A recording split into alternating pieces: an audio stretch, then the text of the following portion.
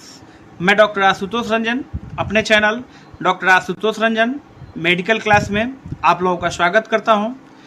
आज मैं डायबिटीज़ का सीरीज स्टार्ट कर रहा हूं। हम लोग इसमें जानेंगे कि डायबिटीज़ का क्या सिम्टम होता है और आप कैसे इसमें स्पेसिफिक क्या रीजन होता है कि आप ये कैसे पहचानेंगे कि टाइप 1 डायबिटीज़ है पेशेंट को या टाइप 2 डायबिटीज़ है। ठीक है, ये भी जानेंगे कि टाइप 1 में क्या मेडिसिन आपको देना है और टाइप 2 में क्या मेडिसिन देना है। ये भी जानेंगे कि किस मेडिसिन की वजह से पेशेंट को, मान के चलिए कि हार्ट का पेशेंट है, ठीक है, और शुगर का पेशेंट है, तो उसको क्या आप कौन सी शुगर की मेडिसिन देंगे जिसमें उसके हार्ट में कोई दिक्कत नहीं होगा और उसको जो है कि कोई परेशानी नहीं होगा। ये भी इस वीडियो में समझेंगे और लोअर टू हाई समझेंगे। एक एक मेडिसिन को हम लोग अच्छे तरीके से इस सीरीज में समझेंगे। पहले तो हम लोग समझते हैं कि शुगर आप कैसे पहचानेंगे कि पेशेंट को शुगर की समस्या है। ठीक है, अब देखिए RBS, ये PP फास्टिंग जो है शुगर, आप लोग ब्लड शुगर जो आप करवाते हैं तो इसमें 100% क्लियर नहीं हो पाता है। इस शुगर तो इसमें क्लियर हो जाता है कि पेशेंट को शुगर है, बट ये है कि ये क्लियर नहीं हो पाता है कि पेशेंट को कौन सा शुगर है, टाइप 1 का पेशेंट है, टाइप 1 डायबिटिक है या टाइप 2 डायबिटिक है। तो इसमें ये भी बात करेंगे कि कौन से ऐसा टेस्ट है जिससे आपको पता चल जाएगा कि टाइप 1 है या टाइप 2 है और आपको मेडिसिन चलाने में, मेडिसिन सेलेक्ट करने में बहुत ही आसानी हो जाएगा। चलिए, अगर आपने सब्सक्राइब नहीं किया है मुझे तो आप सब्सक्राइब कर दीजिए, क्योंकि ये मेरा डायबिटीज़ का फर्स्ट पार्ट है, फर्स्ट क्लास है। आप लोग सब्सक्राइब कर देंगे तो दूसरा मैं जो जब भी वीडियो डालूंगा तो आपको नोटिफिकेशन पहुंच जाएगा और आप उसको देखेंगे। अब हम लोग समझते हैं डायबिटीज़ को। देखिए, डायबिटीज़ में क्या है कि आप अब तो किसी भी उम्र के लोगों में देखने को मिलता है। ये ज़रूरी नहीं है कि इस उम्र में ही पेशेंट को डायबिटीज़ होगा, ये ज़रूरी नहीं है। ठीक है, डायबिटीज़ में क्या है, स्पेसिफिक रीजन, जिस व्यक्ति को जो है रात में बार बार पेशाब लग रहा हो। ठीक है, दिन में तो पानी पीता है पेशेंट, तो होता ही है, दिन में जो है आपको क्लियर नहीं हो पाएगा, बट नाइट में जिसको 4-5 बार, 2 बार, 4 बार, 5 बार उठ के पेशाब करना पड़ रहा है, ठीक है, और प्यास उसको ज़्यादा लग रहा है, ठीक, भूख उसको ज़्यादा लग रहा है, ये भी स्पेसिफिक रीजन है कि अगर उसको प्यास ज़्यादा लग रहा है तब भी दिक्कत है, भूख ज़्यादा लग रहा है तब भी जो है उसको शुगर हो सकता है। ठीक है, हाँ, किसी व्यक्ति का हाई कोलेस्ट्रॉल है, हाई कोलेस्ट्रॉल का पेशेंट है, तो उसको जो है शुगर हो सकता है। ये 99% चांस है कि उसको शुगर हो सकता है। ठीक, अब देखिए, अब एक सिम्टम और है, किसी के हाथ पैरों में जलन हो रहा है। ठीक है, बहुत ये पेशेंट को आपको देखने को मिलेगा कि उसके हाथ पैर में जलन महसूस उसको हो रहा है। ठीक है, और झंझनाहट सा, कभी पेशेंट ये कहेगा कि चींटी सा मेरे शरीर में चल रहा है। ठीक, तो ये भी शुगर का लक्षण होता है। तो हमने क्या समझा, एक बार मैं और रिपीट आपको कर देता हूँ बहुत कम ही समय में। पहला रीज़न कि अगर रात में उसको बार बार पेशाब लगता है 2-4 बार, ठीक है, उसका गला सूखता है, प्यास लगता है, एक ये रीज़न हो गया। 2 रीज़न हो गया प्यास लगने वाला। तीसरा क्या है कि पेशेंट को भूख ज़्यादा लगता है। ठीक है, खाना तो ज़्यादा खा रहा है और वज़न उसका कम हो रहा है। ठीक, कभी कभी क्या होता है कि वज़न भी बढ़ता है। ठीक है, ये समझ लिया हम लोगों ने। हाँ, हमेशा पेशेंट को थकावट महसूस होगा, उस पेशेंट का भी शुगर आपको चेक कराना है। ठीक है, उसके शरीर में एनर्जी महसूस नहीं होगा। एनर्जी क्यों नहीं महसूस होगा, क्योंकि ग्लूकोज उसके सेल के पास नहीं पहुंच रहा है। तो ग्लूकोज जो है जब सेल के पास नहीं पहुंचेगा तो सेल को एनर्जी नहीं मिलेगा, तो आपको एनर्जी महसूस कहाँ से होगा। ठीक है, ये भी एक पॉइंट है। हाथ पैरों में जलन पेशेंट को हो सकता है। ठीक, ये भी पॉइंट है। और चींटी सा हो सकता है कि उसके शरीर में चले। तो अब आपको टेस्ट कौन सा करवाना है, देखिए, आपको जानना है कि पेशेंट को कौन सा शुगर है। PP फास्टिंग शुगर आप कराइए, वो तो शुगर के लिए करा सकते हैं। ठीक है, वो भी कराना है। और उसके बाद आपको ब्लड इंसुलिन का टेस्ट करवाना है। आप जब जो भी आपके लैब वाले हैं, पैथोलॉजिस्ट हैं, उनको आप कहेंगे कि मुझे जो है ब्लड में इंसुलिन पता करना है, कितना रेंज इसका है, तो बता देंगे, वो चेक करके बता देंगे आपको कि कितना। अगर देखिए, अब इसमें डिफरेंस कैसे करेंगे, मान के चलिए कि पेशेंट का जो है आपने ब्लड इंसुलिन करवा लिया है। ठीक है, कि इंसुलिन में कितना ब्लड आपको ब्लड में कितना इंसुलिन उसके है। ठीक है, तो अगर इंसुलिन 2.5 से नीचे है, ठीक है, 2.5 से नीचे है, ठीक, तो टाइप 1 है, टाइप 1 का पेशेंट है। और अगर 2.5 से ऊपर है तो टाइप 2 का पेशेंट है, ठीक। अब हम लोग समझेंगे कि टाइप 1 और टाइप 2 क्या होता है। देखिए वीडियो स्किप नहीं करिएगा, बहुत ही अच्छा नॉलेज मैं आपको दे रहा हूँ, अच्छे से समझिएगा। टाइप 1 क्या होता है और टाइप 2 क्या होता है, इजी लैंग्वेज में समझ लीजिए। देखिए टाइप 1 में क्या होता है कि इंसुलिन बनता ही नहीं है, इंसुलिन का सिक्रेशन कम हो गया, बीटा सेल्स ऑफ पेनक्रियाज से जो है इंसुलिन निकल ही नहीं रहा है, ठीक है, नहीं बन रहा है, ये टाइप 1 है, ठीक।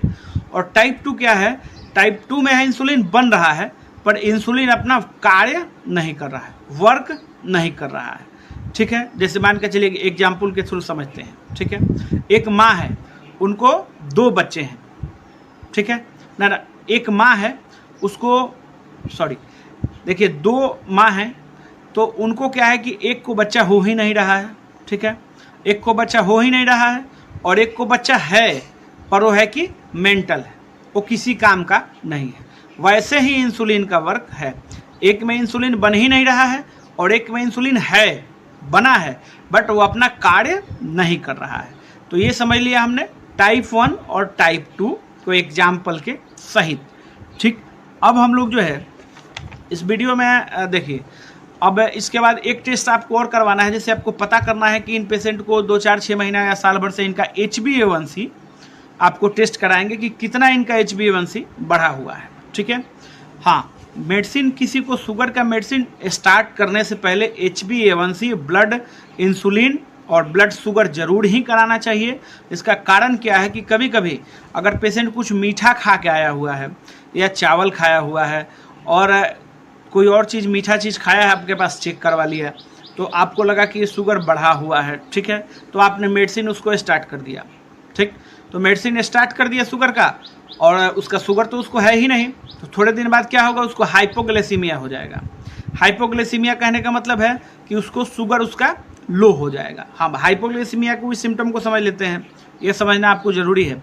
जिस पेशेंट को, शुगर का पेशेंट है और उसको आँखों के नीचे अंधेरा छाने लगा, हाथ पैर उसका कांपने लगा, पसीना उसको आने लगा, तो जो है आप समझ लीजिएगा कि आपने गलत मेडिसिन दे दिया है, इसको हाइपोग्लाइसीमिया हो गया है या वो ज़्यादा ही पावर का मेडिसिन खा चुका है। जिस डॉक्टर ने इनको मेडिसिन दिया है अच्छे से मेडिसिन सेलेक्ट नहीं कर पाए हैं और इसका शुगर जो है लो हो गया है, ठीक। तो ये हाइपोग्लाइसीमिया का सिम्टम है। उस टाइम शुगर चेक करें और उनका ट्रीटमेंट क्या करेंगे, ट्रीटमेंट उनको D5, D10 शुगर के हिसाब से आप चढ़ाएँ, ठीक। इसमें एक डिटेल वीडियो में इसमें बात करेंगे। तो ये हमने समझ लिया कि शुगर टाइप 1, टाइप 2 सिम्टम, ठीक। अब ट्रीटमेंट की तरफ चलते हैं। HbA1c आपने कराया है, HbA1c बढ़ा हुआ आया, ठीक है। तो अब जैसे मान के चलिए कि ट्रीटमेंट के लिए चलते हैं, आप 100 से अगर 200 तक के बीच में किसी का शुगर है, ठीक है, तो आप शुगर का मेडिसिन उसको स्टार्ट ना करें, उनको HbA1c एडवाइस दें, ठीक है।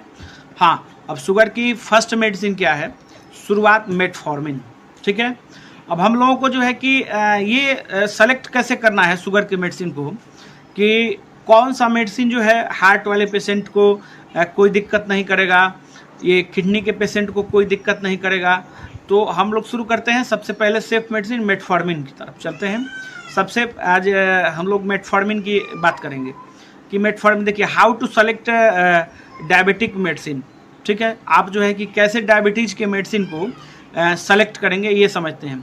2-3 पैरामीटर होना चाहिए। सबसे पहला पैरामीटर होना चाहिए कि एक तो देखिए उसका फ्रीक्वेंसी कम से कम हो, मतलब कि कहने का मतलब है कि एक ही गोली 24 घंटे काम करे, ऐसे मेडिसिन को आप सेलेक्ट करें। इससे क्या होगा कि पेशेंट को बार बार मेडिसिन नहीं खाना पड़ेगा, तो वो मेडिसिन खाएगा नहीं, तो 2 बार 3 बार खाना होगा तो वो नहीं खाएगा, ठीक। दूसरा आपको क्या देखना है कि मेडिसिन का कॉस्ट भी बहुत हाई नहीं हो, नहीं तो आप लिख दिए सीटाग्लिप्टिन वगैरह लिख दिए तो ज़्यादा जो है कि उसको ये बोगलीबोज वगैरह लिख दिए, काफ़ी महंगा है, तो वो पेशेंट लेगा ही नहीं, खाएगा ही नहीं।